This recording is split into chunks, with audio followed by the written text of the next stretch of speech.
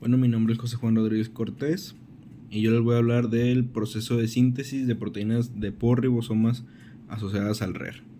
El paso número 1 es la transcripción o formación del RNA, donde la información genética contenida en el ADN se transcribe en una molécula de ARN mensajero. La enzima RNA polimerasa desenrolla la doble hélice de ADN y sintetiza la cadena de ARN complementaria. En el paso 2 es la liberación del RNA, donde se libera el núcleo del RNA y se dirige al citoplasma. En el citoplasma se asocia con proteínas llamadas proteínas de unión al ARN para formar un complejo de transporte y así poder entrar al citoplasma. En el paso 3 es la lectura del RNA por parte de los ribosomas. Los ribosomas se unen en el citoplasma y la subunidad menor del ribosoma se une al RNA, y en esta comienza la lectura de los nucleótidos, de la secuencia de los nucleótidos. En el paso número 4 inicia la traducción. La subunidad mayor, la parte contraria a la menor de 60S, se une posteriormente, y en esta el ribosoma se prepara para recibir al primer aminoácido. Una vez que llega el primer aminoácido, se produce el paso número 5, que es la traducción. En el paso 5, el RNA se lee la secuencia de 3 nucleótidos y por codones, que se le llama, cada codón especifica un aminoácido en particular. El RNA transporta los aminoácidos correspondientes del sitio del ribosoma, y el enlace peptídico se forma entre el aminoácido y la proteína en crecimiento. Ahí comienza el paso número 6. La proteína se sintetiza en dirección normal de N-terminal a C-terminal,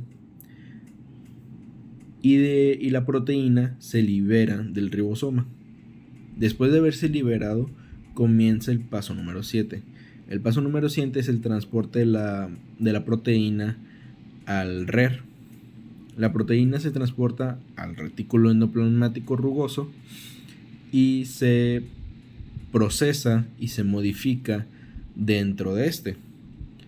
En el paso número 8 es la maduración de la proteína, ya que la proteína se puede glicolizar, fosforilar y modificar en el retículo endoplasmático rugoso.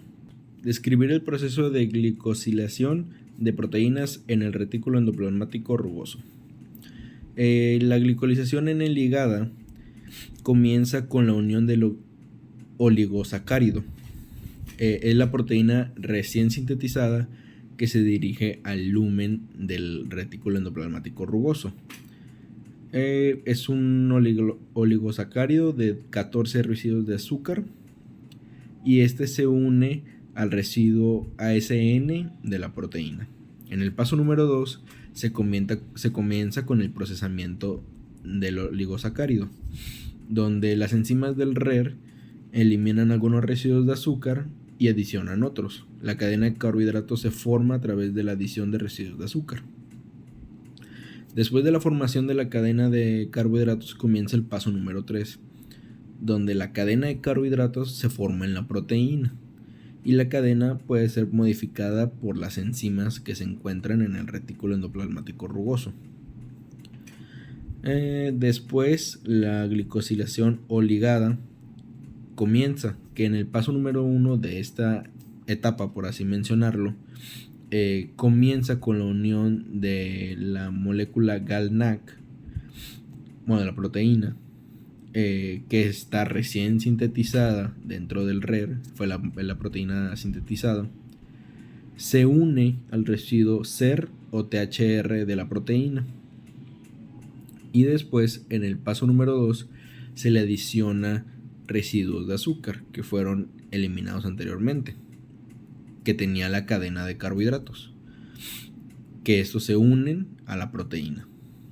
Después comienza el paso número 3, que es la modificación de la cadena de carbohidratos debido a las enzimas del retículo endoplasmático rugoso, y una vez que se terminan de modificar, se libera la proteína glicolizada del RER. Pregunta número 3. Describir el proceso de anclaje, unión y fusión de vesículas.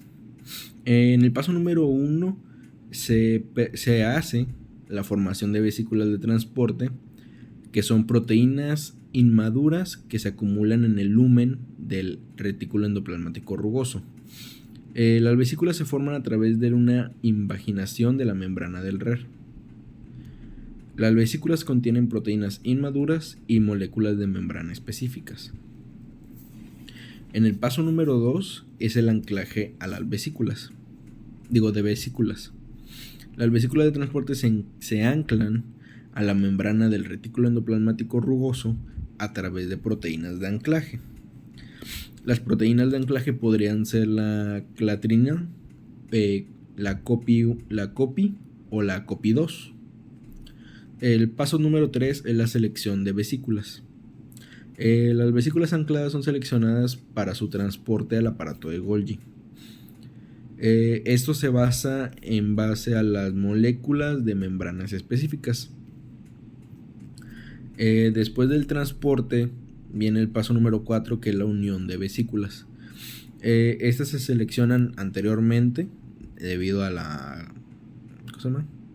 a las membranas específicas, y esto se ocurre a través del aparato de Golgi, a través de interacciones con proteínas, a través de proteínas, que estas pueden incluir varios tipos de proteínas de unión a la membrana y receptores de vesícula.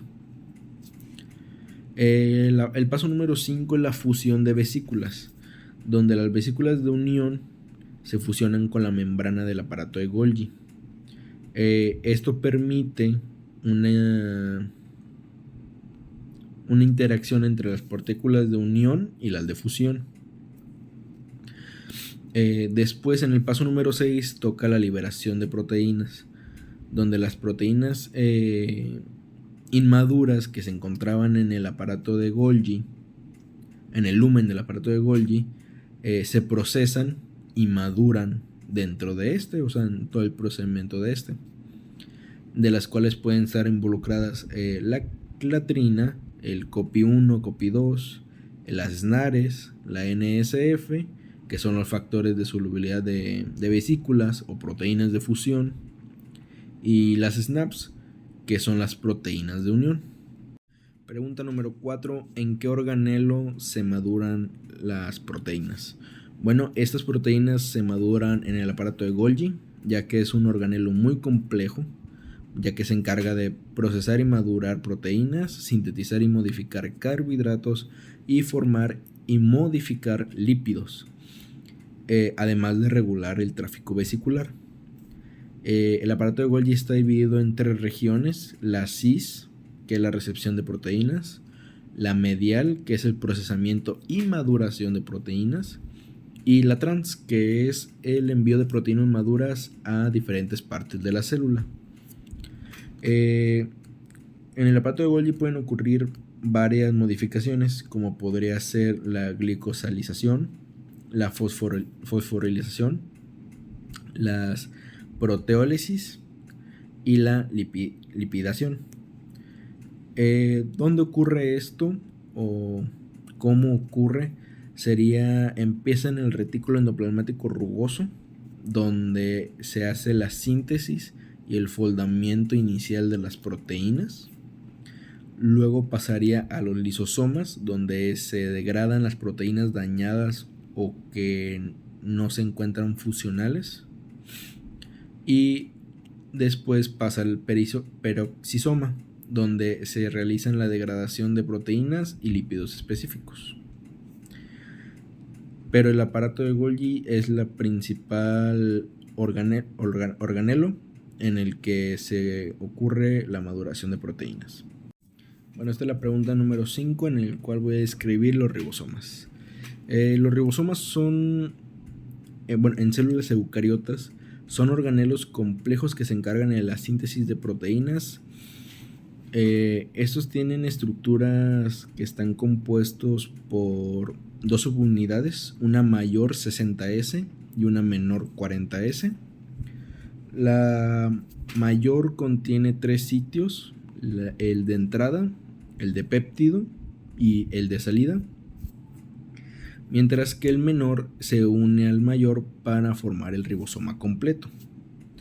Sus componentes se pueden encontrar proteínas ribosómicas, más de 80 tipos de proteínas, ARN ribosómico, que son 4 tipos, el 28S, 18S, 5.8S o 5,8S y 5S.